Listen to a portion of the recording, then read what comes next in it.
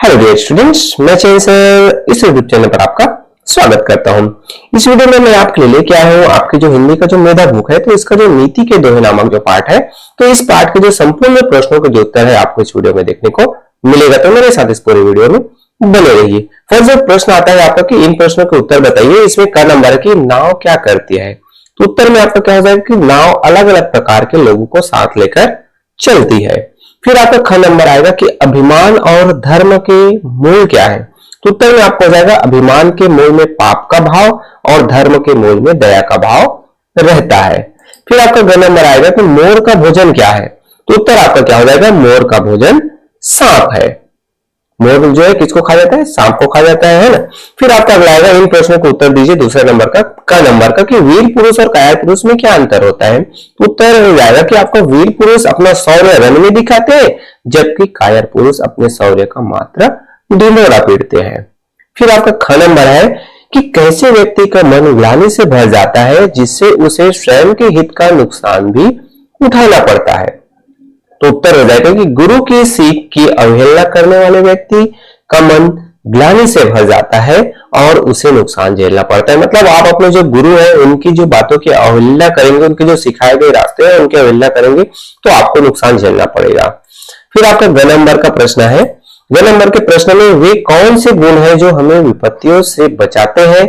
उत्तर हो जाएगा कि भी विद्या है, विनम्रता है और ज्ञान जैसे गुण हमें विपत्तियों से बचाते हैं। तो ये ग का उत्तर हुआ। फिर आपका आता है घ नंबर का कि हमें कैसे स्थान पर नहीं जाना चाहिए, चाहे वहां सोने की बरसात ही क्यों ना हो रही है। तो उत्तर में हो जाएगा कि जिस स्थान पर लोगों के मन में खुशी ना हो और ना ही उनकी आंखों में प्यार झलकता हो, वहां हमें नहीं जाना चाहिए। मतलब जो जहां पर लोग खुश ना रहते हो, लोगों में प्यार ना हो, तो उस जगह पर जाने से भी कोई मतलब नहीं, चाहे वहां भी सोना मिले। फिर आपका अगला आता है द नंबर में, तुलसीदास जी ने किस प्रकार के लोगों को नीच और पापी कहा है। तो उत्तर आपका हो जाएगा जो लोग शरण में आए लोगों का तिरस्कार करे, उन्हें नीच और पापी कहा है। तो तुलसीदास ने कहा कि जो लोग शरण में आए हुए लोगों को भी तिरस्कार कर देते हैं, उनकी अवहेलना कर देती है, तो उनको पापी कहा है किसने, तुलसीदास जी ने। फिर तुलसीदास जी के अनुसार कब ज्ञानी और मूर्ख एक समान हो जाते हैं।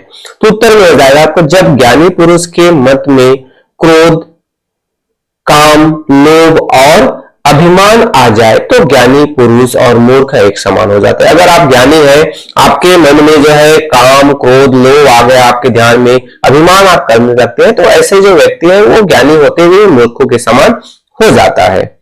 फिर आपका अगला आता है पाठ की दुनिया में तीसरे नंबर का प्रश्न है कि दोहों में कुछ शब्द गलत आ गए हैं, उन्हें ठीक करके लिख दे। तो मैंने यहाँ पर ठीक करके आपको बता दें, तुलसी इस संसार में भांति भांति के लोग, यहाँ पर लोग गलत आया होगा तो मैंने ठीक कर दिया। यहाँ पर अभी इसी तरीके से सब ठीक करके आपको नोट करना है। इसकी सबसे हंस मिल बोलिए नदी नाव संजोग। फिर यहाँ पर ख में आता है काम, काम क्रोध मद लोभ की जौ लो मन में खान, तो लो पंडित मूर्खों तुलसी एक समान। तो इस तरीके से ये जो दो गलत शब्द आए थे, तो यहाँ पर मैंने उसको ठीक कर दिया, आप भी इसी तरीके से नोट कीजिएगा। फिर आपका आता है जीने की राह में पहला नंबर का प्रश्न आता है कि पाठ में दिए गए दोहों में आपको सबसे अच्छा कौन सा लगा और क्यों, इसको बताना है। तो उत्तर हो जाएगा कि दोहों में से मुझे तुलसीदास जी ने यह दोहा, तुलसीदास जी का यह जो दोहा है अच्छा लगा, जिसमें तुलसी इस संसार में भांति भांति के लोग सबसे हंस मिल बोलिए नदी नाव संजो। क्यों अच्छा लगा, तो इस दोहे में तुलसीदास जी ने भिन्न भिन्न विचारों वाले लोगों के संबंध में बताया है।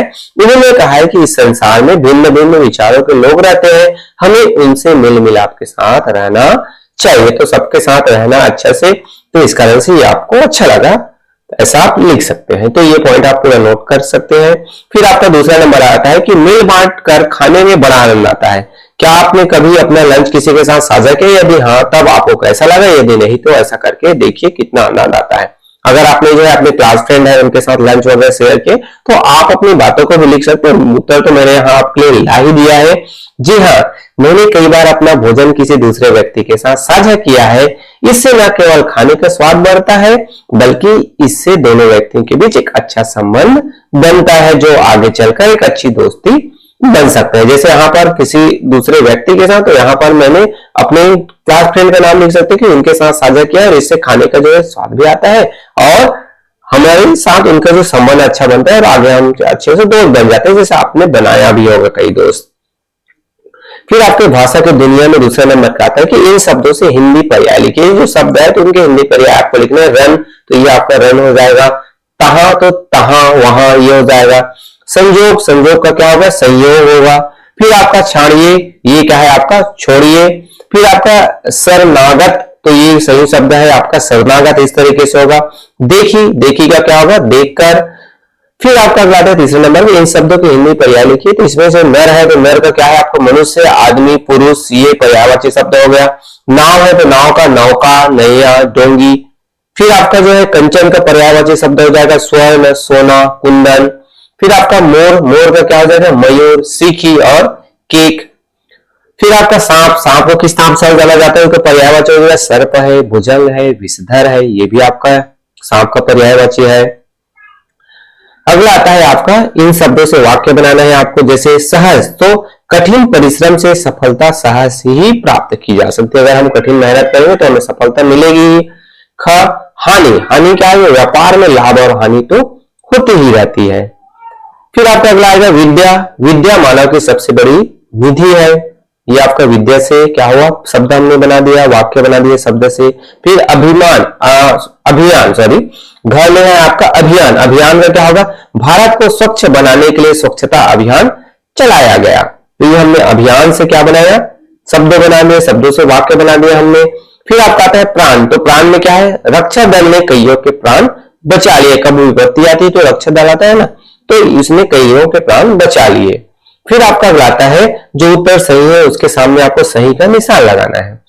हानि, हानि का विलोम शब्द क्या होगा आपको पता ही होगा, फायदा तो है नहीं है, नुकसान नहीं है, लाभ या फिर घाटा, तो सही है आपका लाभ, हानि का विलोम हो जाएगा लाभ। फिर रिपु के समानार्थी शब्द है, इसमें से कौन सा रिपु का समानार्थी शब्द है, दुश्मन, शत्रु, बैरी, मित्र, सखा, विरोधी, या फिर सखा, बैर, खिलाफ, या फिर दमन, विदेशी, शत्रु। तो सही उत्तर आपका हो जाएगा कि रिपु का जो समानार्थी शब्द है दुश्मन, शत्रु, बैरी, तो शत्रु को हम रिपु भी कह सकते हैं, है ना। फिर आपका ग नंबर आता है कि पंडित का वर्ण विच्छेद है। पंडित का वर्ण विच्छेद आपको करना है तो पहला नंबर, दूसरा, तीसरा या फिर चौथा, प, न, ई, ट, आ। तो इस तरीके से रिपु का जो पंडित का जो वर्ण विच्छेद सही वाला हो जाएगा प, न, ड, ई, त और अ। तो ये आपका पंडित का सही वर्ण विच्छेद है। फिर आपका रचना का जो संसार है, इसमें क नंबर पहला आता है आपका कि तुलसीदास श्री राम के भक्त थे, उनकी भक्ति में अभिभूत होकर उन्होंने कई रचनाएं की थी। सूरदास की कोई एक रचना लिखिए और उसका अर्थ बताइए, है ना। अर्थ जानने का प्रयास करना है तो तुलसीदास, आपके श्री सूरदास जी के द्वारा लिखित जो रचना है, तुलसीदास तो श्री राम के भक्त थे और सूरदास कृष्ण के भक्त थे, तो उनके द्वारा जो लिखित एक रचना है हम उसकी बात करें। जब तेरी याद आए मेरे मन में लागी, आंखों से निनिया बह गई जब तेरी याद आए। मैं जानता हूं तू है मेरा सखा, मैं तेरा दास हूं, तेरी शरण में लीन हूं जब तेरी याद आए। इस रचना का जो अर्थ है, तो अर्थ के बारे में हम बात करें कि इस रचना का अर्थ है कि जब भगवान श्री कृष्ण की याद आती है तो कवि के मन में उसके लिए भक्ति भावना उमड़ आती है। उन्हें अपने दास के रूप में मानते हुए वे उनकी शरण में लीन हो जाते हैं। तो इस तरीके से ये जो सूरदास की रचना और उसका अर्थ। फिर आपका दूसरा आता है कि संस्कृत का एक श्लोक है। श्लोक कौन सा है, ये आपका संस्कृत का श्लोक है।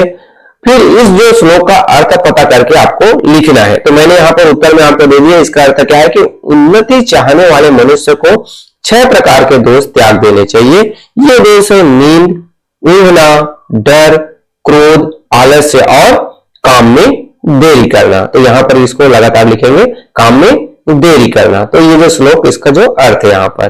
फिर आपका तीसरा आता है कि कबीरदास का दोहा है। कौन सा दोहा है, ये आपका दोहा यहाँ पर आपको देखने को मिल रहा है। फिर इस दोहे की जो तुलना है वो तुलसीदास जी के दोहे है, तुलसी इस संसार में से करना है आपको। तो उत्तर मैं आपके लिए यहाँ पर लेके आया हूं, जिसमें कबीरदास जी के दोहे में उन्होंने प्रेम की महत्ता को बताया है। इस दोहे का अर्थ है कि प्रेम को बाड़ी या हाथ से नहीं खरीदा जा सकता, बल्कि यह एक ऐसी भावना है जो किसी के मन में उत्पन्न होती है।